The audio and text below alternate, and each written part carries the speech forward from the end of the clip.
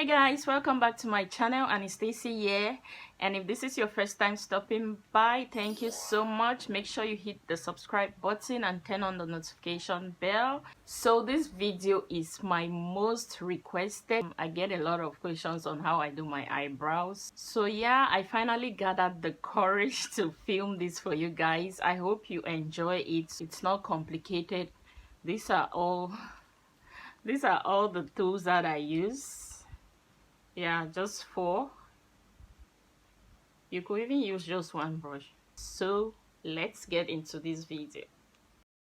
So to begin, I just use my eyebrow pencil to outline my eyebrow, and then I fill it up. But then I realized that my face was too moisturized and the pencil was just gliding through, so I had to put some powder on that area so that I can be able to use the pencil properly. So yeah, that's what I did, and I'll just continue to outline my eyebrow, and then I fill it up with the pencil. Just fill it up to your desire, and don't bother about how it looks because you're going to clean it up with concealer. I always make sure to use a brown pencil because I prefer my brows looking that way rather than using the black pencil. It's up to you, but I feel like the brown pencil makes it more realistic.